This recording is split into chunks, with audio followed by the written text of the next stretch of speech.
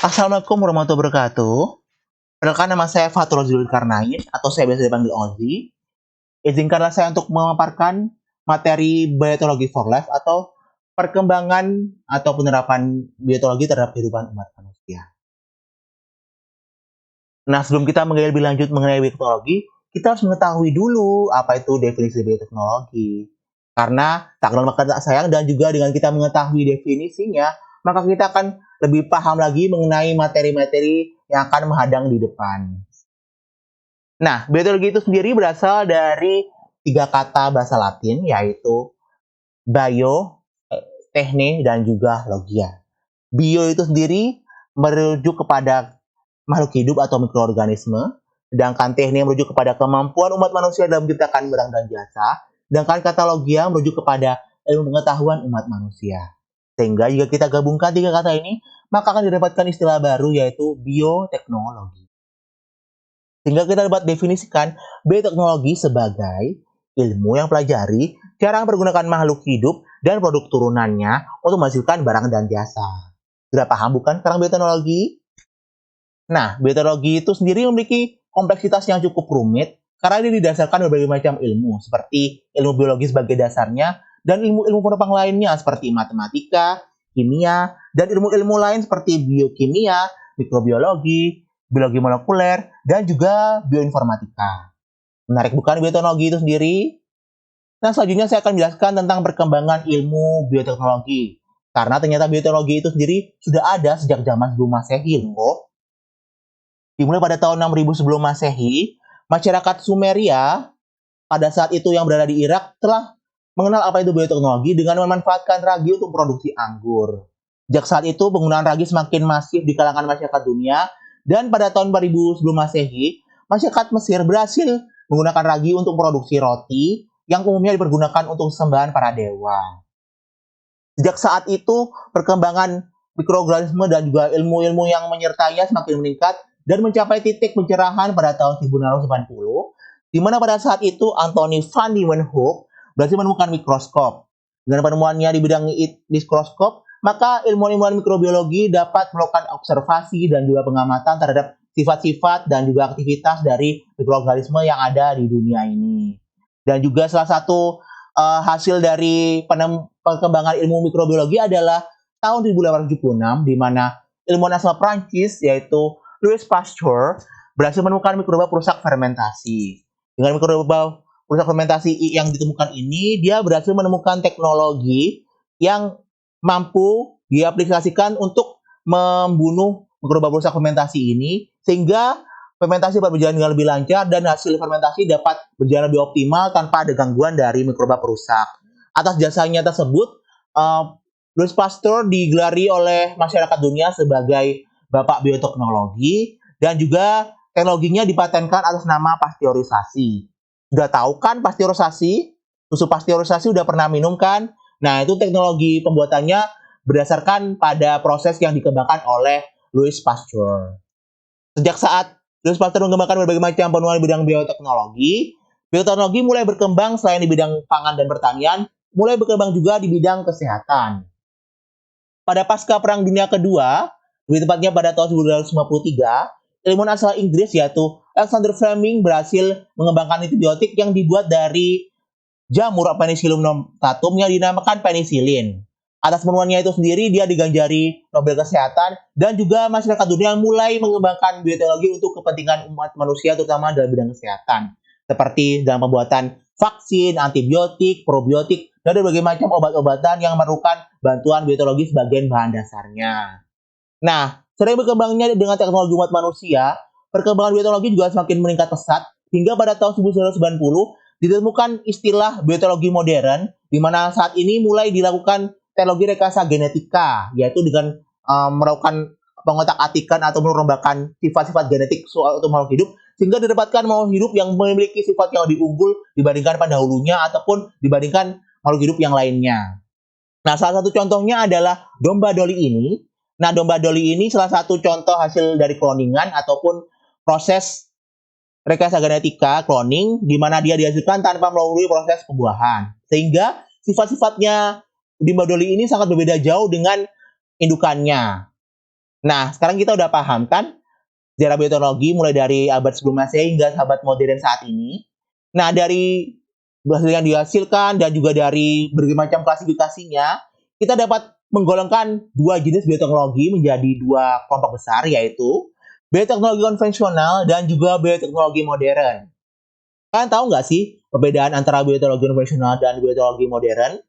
Ada yang tahu? Nah, sekarang kita akan rinci ya. Dari bioteknologi konvensional, jika kita tinjau dari teknik yang digunakan, bioteknologi konvensional berdasarkan pada proses fermentasi. Jadi prosesnya masih sederhana dan juga material-materialnya juga sederhana. Lalu juga kita bandingkan dengan bioteknologi modern, maka teknik yang digunakan jauh lebih canggih, yaitu DNA rekombinan. Dengan teknologi ini, maka manusia dapat mengubah berbagai macam sifat DNA dari makhluk hidup, dan juga dia dapat mengambil atau membuang sifat buruk dari suatu DNA, dan kita menggantinya dengan sifat DNA yang lebih berunggul lagi, sehingga dihasilkan makhluk hidup yang memiliki sifat yang unggul dibandingkan induknya, dan juga lebih unggul dibandingkan pesaing-pesaing yang lainnya. Lalu juga kita tinjau dari peran manusia dalam bioteknologi, maka peran manusia dalam pelaksanaan bioteknologi konvensional tidak bersifat signifikan karena dia tidak mengubah sifat atau proses yang terjadi dalam proses bioteknologi itu sendiri. Namun jika kita bandingkan di bidang bioteknologi modern, maka manusia sangat berperan penting terhadap hasil dari bioteknologi modern itu sendiri. Karena mikroorganisme ataupun agen biologi yang digunakan diubah sifatnya sedemikian rupa sehingga dapat dihasilkan hasil atau produk yang bermanfaat, yang unggul sifatnya dan dapat dikembangbiakkan dalam waktu yang pesat, dan juga keberhasilan ataupun kegagalannya dapat disandarkan pada kemampuan manusia dalam melakukan rekayasa genetik. Oleh sebab itu, contoh hasil dari bioteknologi konvensional lebih cenderung berfokus pada di bidang pangan dan pertanian, seperti di bidang tape, lalu juga ada tempe, dan juga ada cuka. Semuanya itu sebagian besar merupakan bidang pangan hasilnya. Dan kalau di bidang bioteknologi modern, perkembangannya hasil dari bioteknologinya lebih bersifat rekayasa genetika ataupun bersifat kesehatan, seperti teknologi bayi tabung dan juga tanaman transgenik. Nah, tanaman transgenik ini salah satu tanaman yang hasil dari DNA rekombinant, di mana tanaman transgenik ini memiliki sifat yang unggul, seperti memiliki warna yang lebih cerah, lalu juga memiliki rasa yang lebih enak, dan juga dia dalam proses pertumbuhannya dia tahan terhadap hama dan juga lingkungan yang kurang bersahabat. Nah, sejak saat ini kita udah paham kan perbedaan antara bioteknologi konvensional dan bioteknologi modern. Nah, selanjutnya saya akan memaparkan berbagai macam dampak negatif dari pelaksanaan bioteknologi, terutama bioteknologi modern itu sendiri. Nah, kita tahu bahwa tanaman transgenik ini memiliki banyak keunggulan. Namun di balik keunggulannya tersebut itu sendiri, dia mampu atau berpotensi untuk merugikan ekonomi para petani kecil. Karena kita tahu bahwa bibit unggul dari tanaman transgenik ini hanya dapat diperoleh oleh para petani yang memiliki modal yang besar, sehingga tanaman yang transgenik ini pasti akan hanya dapat diperoleh oleh petani besar, dan juga nantinya dia dapat memperoleh hasil yang baik dari tanaman yang dihasilkan. Dan jika kita disaingkan dengan hasil dari tanaman dari petani kecil, maka tanaman dari petani kecil ini hasilnya akan tersisihkan, karena dari segi sifatnya saja dia sudah sedikit lebih rendah kualitasnya dibandingkan tanaman dari transgenik itu sendiri. Karena itu keberadaan tanaman transgenik itu sendiri sangat berpotensi untuk merusak keragaman hayati. Karena dengan adanya tanaman transgenik, masyarakat, khususnya para petani, akan cenderung berlomba-lomba menanam tanaman transgenik, sehingga tanaman-tanaman lokal yang memiliki sifat yang kurang unggul dibandingkan tanaman transgenik akan berpotensi musnah dan tidak lirik, dan bahkan bisa berpotensi punah. Oleh sebab itu, banyak sekali cara-cara yang dilakukan untuk mengatasi masalah ini, seperti contohnya gerakan untuk memakan makanan organik, seperti petani organik itu juga merupakan satu usaha untuk mengembangkan tanaman lokal agar tidak kalah dengan tanaman organik. Selanjutnya, untuk dampak di bidang kesehatan dan etika, kita dapat melihat di sini bahwa teknologi rekayasa genetika atau pengubahan gen dan DNA rekombinan ini sangat bertentangan dengan nilai agama dan nilai sosial. Karena mengubah gen ataupun sifat-sifat dari suatu makhluk hidup itu sendiri sangat tentangan dengan ajaran dari agama, terutama dalam hal kodrat makhluk hidup itu sendiri, dan juga mengubah ciptaan Tuhan itu sendiri adalah suatu perbuatan yang tercela. Oleh sebab itu, berbagai macam produk rekayasa genetika seperti tanaman transgenik, lalu juga produk-produk susu BCG juga, susu BGH itu juga dilarang di berbagai negara karena dia itu sangat bertentangan dengan eh, nilai-nilai sosial dan juga nilai-nilai agama. Tentu juga kita tinjau dari segi kesehatan, tanaman transgenik itu sendiri memiliki berbagai macam kandungan zat kimia yang berbahaya. Karena berbagai macam penelitian mampu mendeteksi bahwa kandungan bahan berbahaya tersebut dan juga mampu memberikan efek yang panjang terhadap manusia, terutama dalam hal memberikan efek sakit kanker ataupun penyakit-penyakit kronis lainnya. Oleh sebab itu, berbagai macam upaya dapat dilakukan untuk memediasi antara masalah kesehatan ini dan juga etika ini. Nah, dari berbagai macam hal-hal yang saya bahas di sini, dapat saya simpulkan 3 poin mengenai bioteknologi for life. Yang pertama, bioteknologi itu merupakan ilmu biologi yang telah dikembangkan sejak awal peradaban manusia itu berdiri. Karena itu, bioteknologi itu sendiri tidak dapat kita pisahkan dari kehidupan umat manusia. Sehingga dapat saya simpulkan bahwa manusia sangat membutuhkan bioteknologi dan juga hasil-hasil dari bioteknologi. Sering berkembangnya zaman, bioteknologi dibedakan menjadi 2, yaitu bioteknologi konvensional dan bioteknologi modern. Dari segi teknik yang digunakan, manusia yang terlibat, dan juga hasilnya pun sangat berbeda jauh, sehingga dapat kita klasifikasikan bahwa bioteknologi konvensional dan bioteknologi modern ini merupakan salah satu metode yang terpisah, namun sangat sama-sama bertujuan untuk mengembangkan kehidupan umat manusia.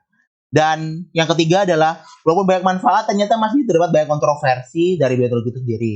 Sehingga sangat diperlukan bantuan atau dari berbagai macam pihak yang berkepentingan untuk menengahi masalah ini, karena walaupun terdapat banyak kontroversi, kita sebagai manusia tidak akan bisa tidak bisa melepaskan hidup dari bioteknologi, karena bioteknologi merupakan salah satu komponen kehidupan umat manusia. Oleh sebab itu, mediasi ataupun edukasi sangat penting dilakukan di sini untuk mencapai kedamaian antara berbagai pihak, sehingga masalah-masalah di bidang etika, agama, sosioekonomi dapat diatasi dengan baik. Nah, berikutnya dapat kami sampaikan, semoga ilmu yang dapat saya sampaikan ini dapat memberikan banyak inputan bagi banyak pihak dan dapat memberikan wawasan juga. Dan jika ada kesalahan ataupun kekhilafan, saya mohon maaf, dan jika ada saran dan kritik dapat Anda berikan di kolom komentar. Akhirul kalam, wassalamualaikum warahmatullahi wabarakatuh. Terima kasih.